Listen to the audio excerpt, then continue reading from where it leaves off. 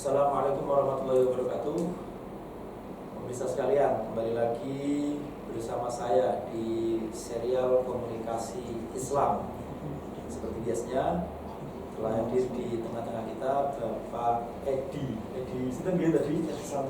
Santoso, pakar komunikasi dari Universitas Jenderal Sudirman dan juga menjadi tenaga pengajar di UIN, di UIN saya. Baik pemirsa sekalian, kemarin di serial pertama kita sudah membahas tentang mendengar, Pak ya. Mendengar sebagai bagian dari komunikasi, keterampilan komunikasi. Nah di serial yang kedua ini kita akan masuk pada keterampilan kedua, Pak ya. Keterampilan kedua itu berbicara dalam sudut pandang Islam itu seperti apa dalam komunikasi itu.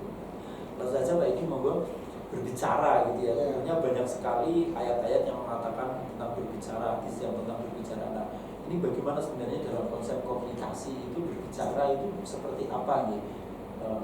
Ketika dipandang dari sudut pandang komunikasi dan Islam. Ya. Jadi Mas Lolo, memang komunikasi antara dua orang misalnya ya, yang paling mudah kita bayangkan, yang kita lihat itu ada dua aktivitasnya, yaitu ketika orang bicara dan lawan bicaranya mendengar. Ada sender, ada receiver. Nah, kemarin kita awali dari receiver. Jadi ketika orang mendengar, yang selama ini orang anggap itu nggak penting, ternyata penting. Nah, sekarang kita lihat aktivitas satunya yang lebih populer, yang lebih menarik perhatian, yaitu ketika orang berbicara atau ketika orang menyampaikan pesan. Dan uniknya Islam memberikan perhatian khusus juga pada bagaimana ketika orang itu bicara, gitu ya. Nah, tentu kita semua mafhum ya satu hadis populer, "Man kana yu'minu billahi wal yawmil akhir falyaqul khairan aw liyasmut." Nah, Mas Ulul, mari kita renungkan di sini, kita diskusikan apa yang masuk dalam kategori khair gitu ya. Baik, ternyata banyak istilah ya, banyak istilah yang paralel dengan khair itu. Misalnya dalam satu kesempatan Nabi itu menggunakan istilah kalimat thayyibah ya. Kalimat yang baik.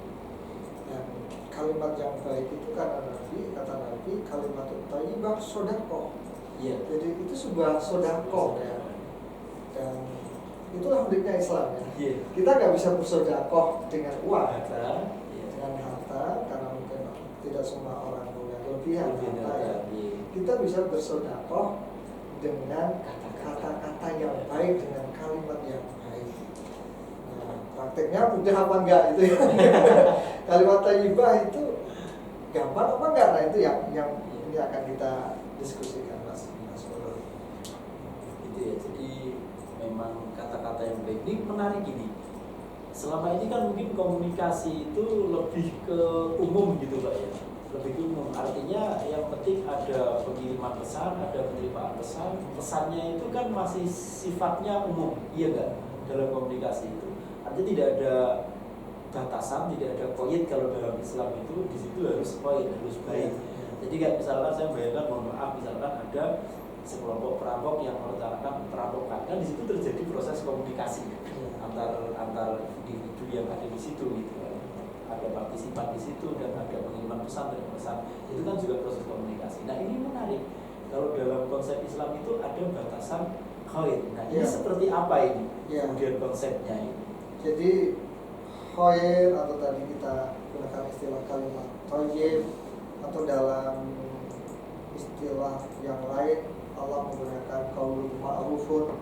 Misalnya dalam Quran surat Al-Baqarah ya, ayat 263, Allah berfirman qaulun ma'rufun wa maghfiratun khairum min shadaqatin.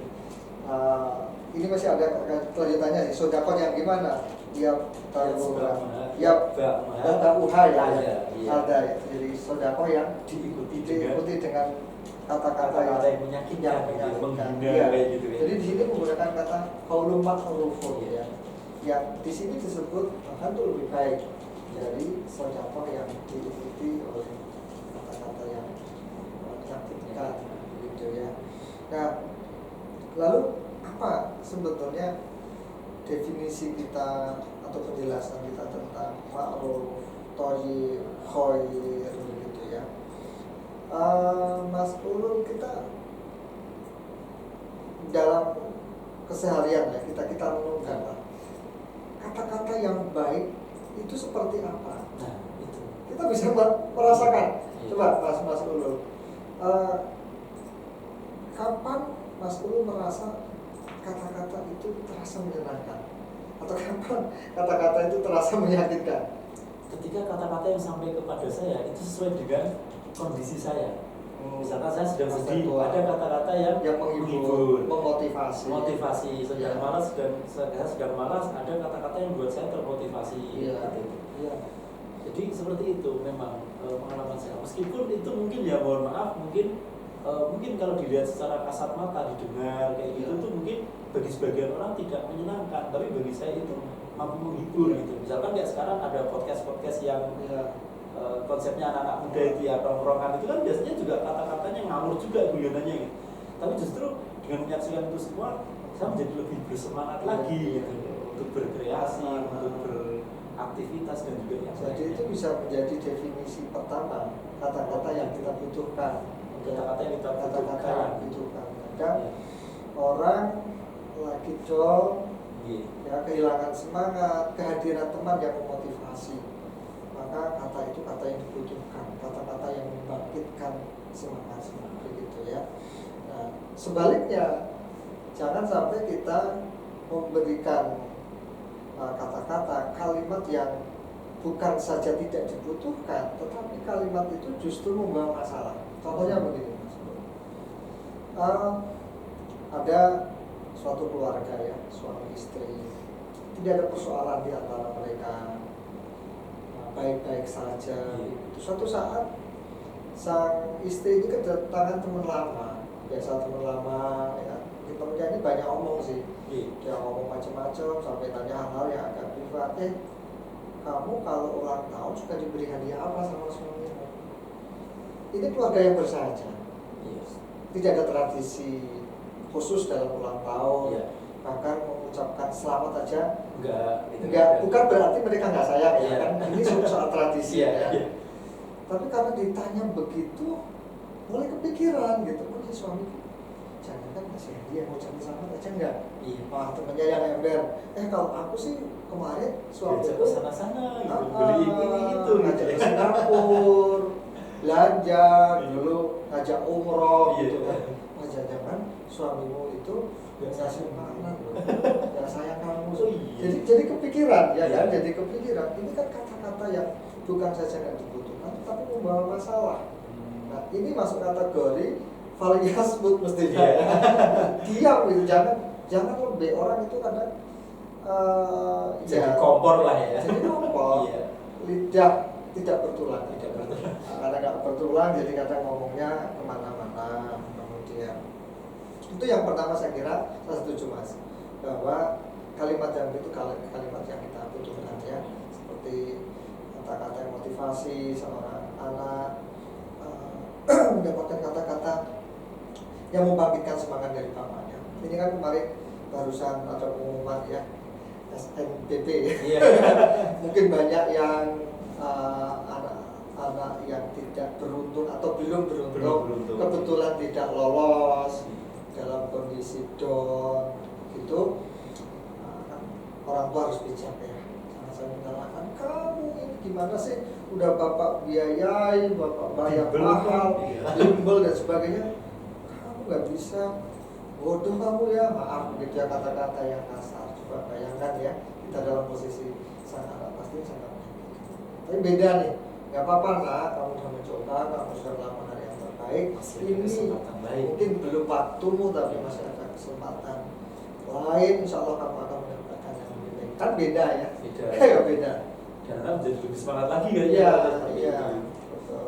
Terus yang kedua Mas Ulul, jangan lupa, Mas Ulul sadar nggak, notice nggak bahwa intonasi itu membawa pengaruh. Iya sih Pak. Iya kan? Saya itu kan orang pesisir ya, Iya, tahu kan orang iya. pesisir itu seperti apa intonasi Iya. ngomongnya.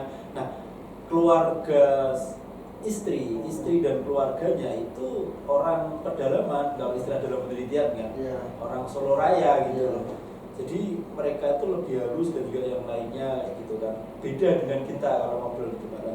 Terkadang secara tidak sadar apa ya, lajah saya, logat pesisiran saya itu terbawa gitu. Iya. Dan itu mereka juga ngerasa kok gitu banget, Bisa apa salah ya, paham. tersinggung Bisa ya, salah paham. kadang tersinggung juga Bisa salah salah paham dan paham. juga yang lainnya gitu. Nah, artinya kita harus memperhatikan aspek-aspek nonverbal. Salah satu pesan nonverbal, tanda nonverbal dalam komunikasi itu kan intonasi. Beberapa orang ya, kita yang di daerah pesisir, orang-orang gunung itu terbiasa ngomong keras. Ada alasannya sih kenapa Iya. ngomong keras, karena Iya. orang di sawah kalau nggak keras kalah sama angin. Gak Iya, kedengeran. jadi kan anak petani ya, jadi biasa, Iya. woi, gitu kan ya. Saling memanggil itu pasti dengan keras dan itu pembawa. Nah, ketemu orang-orang yang mungkin dalam keseharian itu ngomongnya pelan, orang-orang kota itu kan pelan, Iya. gitu, sensitif gitu.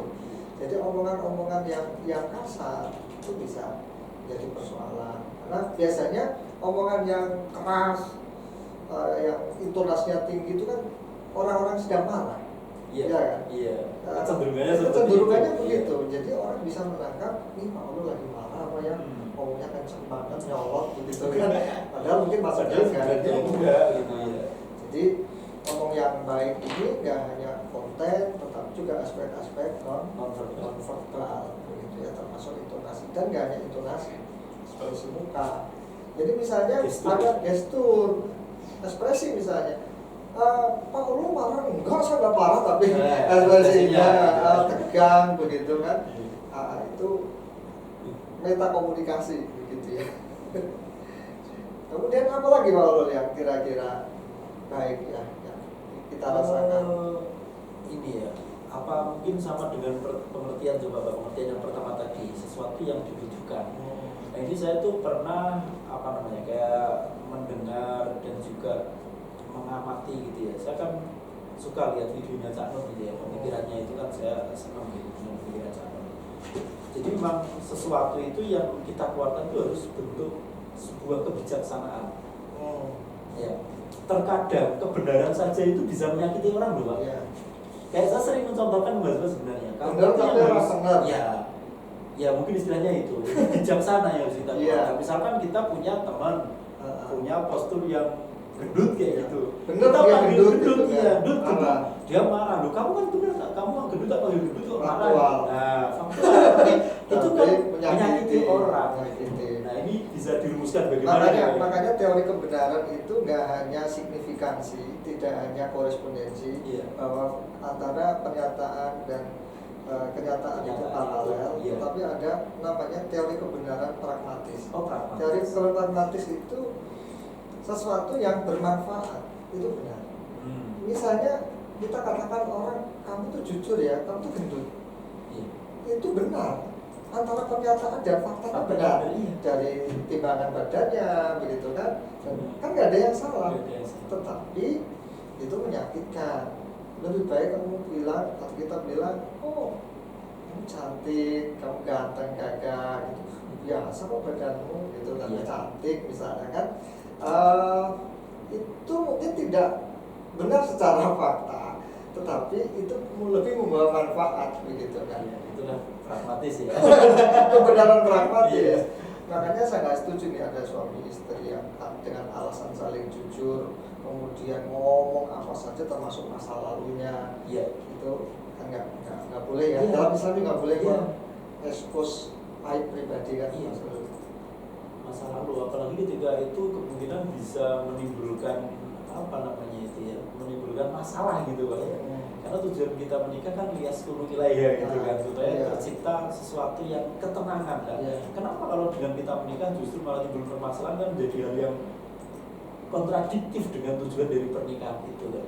Supaya hati kita tenang, tapi justru dengan menikah ingat pasangan kita ternyata masalahnya kayak gitu, terus kemudian ditunda terus dalam hati kan nggak ada Iya. sakinah kan berarti kan di dalam hati kita Ya, memang sih dalam beberapa hal kita harus konsisten antara fakta dan pernyataan yang jadi pengadilan ya, dalam hal-hal yang memang kita harus bicara jujur. Nah itu definisi yang ketiga Mas, bisa kita artikan sesuatu yang baik, yang thayyib, yang khair, yang ma'ruf itu ketika yang kita sampaikan itu hal yang benar.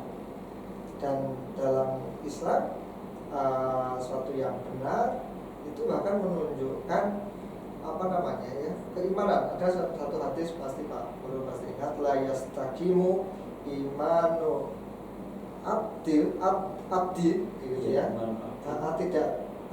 Tidak lurus iman, katakan iman seseorang hatta yastaqima qalbuhu. Jadi sampai lurus hatinya. Wala yastaqimu qalbuhu, dan tidak akan tegak lurus hatinya hatta yastaqima lisanuhu.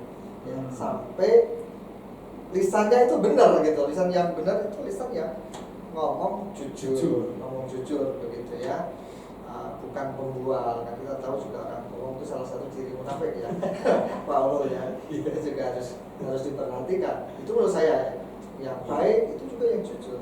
Ngomong yang tidak membual ya. Oke, selain itu mungkin Pak, khair lagi itu dalam konsep Islam tuh bagaimana itu? Kan tadi sudah didefinisikan, dirumuskan beberapa hal. Yang pertama adalah kata-kata yang dibutuhkan. Yang kedua dalam tidak hanya konten saja ya, tapi aspek nonverbalnya itu juga harus diperhatikan. Terus kemudian yang ketiga adalah kata-kata yang jujur. Ya. Itu adalah kata-kata yang khair menurut Islam. Terus selain itu apalagi ya berarti ya? Ada kalau dalam konsep Islam itu yang sering dalam komunikasi itu kayak qaulan baligho, kata-kata yang sampai gitu loh. Artinya tidak terputus kan kayak gitu tuh. Baligho itu kan sampai. Baligho itu ya kata-kata yang tuntas gitu kan. Jadi kalau kita berkomunikasi itu itu jangan masuk membuat orang clearly ya. Iya, tidak membuat orang penasaran gitu loh. Iya. Kalau membuat orang penasaran kan menjadikan orang berpikiran. Betul. Makanya Terus bisa jadi salah pemahaman juga gitu loh kalau kita nggak clear dalam menyampaikan. Makanya dalam mata kuliah jurnalisme itu saya sering bilang ke mahasiswa ya, kalian kalau membuat berita itu jangan sisakan rasa penasaran. Ya, biasanya kayak gitu nanti diikuti lagi Pak. Itu sekarang jadi Teknik strategi ya. di media online itu yang penting cepat. Walaupun belum tuntas, kan kita di jurnalistik kan mengajarkan ya, unsur berita itu harus lengkap ya, 5W1-nya itu harus ada semua. Biar tuntas, nggak ada rasa penasaran. Tapi ya itu, karena sekarang semua mengejar kecepatan, yang penting publish dulu. Nanti ada yang salah kita koreksi, ada yang kurang kita tambahkan. Nah, ini yang jadi persoalan. Karena apa? Karena kadang ada orang baca berita atau menyimak satu berita, yang pertama, yang berikutnya enggak, sehingga dia nggak lengkap. Gitu. Jadi baligho tadi ya, itu jadi penting ya. Oke, ada lagi yang mau disampaikan Pak mungkin? Akhirnya begini Mas Ulul ya, kalau kita renungkan hadis tadi faliyakul khairan aw yasmut, betapa lidah mulut kita ini bisa membawa keberkahan, bisa membawa masalah, dan masalah itu kadang tidak untuk siapa-siapa, kadang untuk kita sendiri ya. Betapa banyak orang yang sekarang bermasalah dengan hukum ya. Kenapa? Karena dia tidak mampu atau tidak bisa menjaga lisannya. Maka dalam satu pepatah Arab itu kan dikatakan ya, salamatul insan fil hifdzil lisan ya kan. Jadi selamatnya seseorang itu dari kemampuan dia menjaga lisan, menjaga lisan gitu. Jadi ini pelajaran penting buat kita semua untuk mengendalikan lisan itu.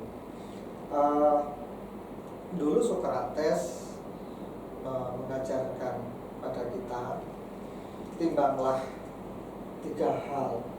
Ya, Socrates ini kan kita kenal sebagai bapak yang kebijakan, filsuf yang identik dengan wisdom ya, kearifan. Jadi sebelum kita membagi informasi atau ngomong ke orang, pertimbangkan 3 hal, kata Socrates. Yang pertama, pastikan sesuatu yang akan kita sampaikan itu faktual, benar adanya faktual. Ya. Jadi bukan cire, bukan dian. Kadang kan kita mentang-mentang ini informasi yang hot, kita langsung sampaikan. Itu yang kemudian jadi hot ya. Karena kita nggak verifikasi dan kita kadang nggak sadar loh Mas Ulu, ikut membagi hot. Iya, meskipun kita niatnya baik ya, tapi kebaikan itu sekali lagi ada caranya, nggak asal share gitu kan. Nah, yang kedua menurut Socrates, pastikan bahwa yang kita sampaikan itu baik, goodness. Sesuatu yang baik itu yang kita bisa menilainya lah.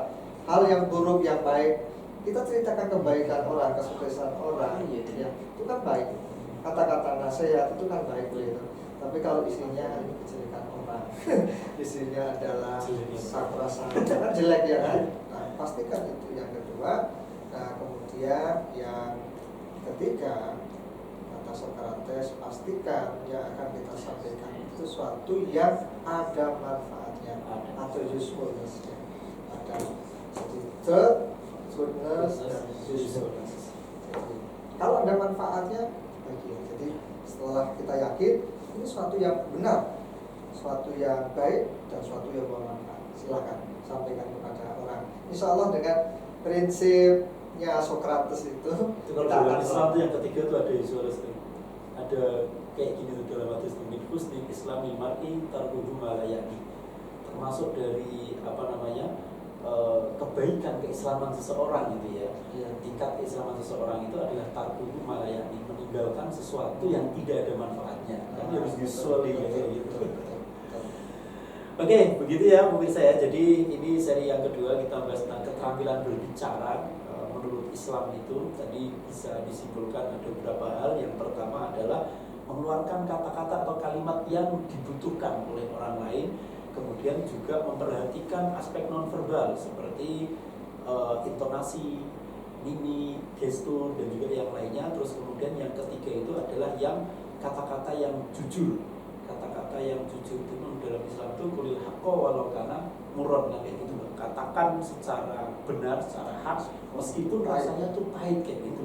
Tapi tetap memperhatikan aspek tadi itu ya, yang benar gitu ya. Yang benar. Ya harus selalu kita sampaikan. Jadi ada timingnya gitu ya. Kapan kita harus menyampaikan, dan ketika memberikan kesaksian ya kita harus kulil haqqo walau kana murran gitu. Tapi kalau dokter misalnya pasiennya ini dalam hitung-hitungan kita ini 3 hari mati nih, kamu kayaknya 3 hari mati mati beneran itu kan. Itu kan benar tapi orang benar.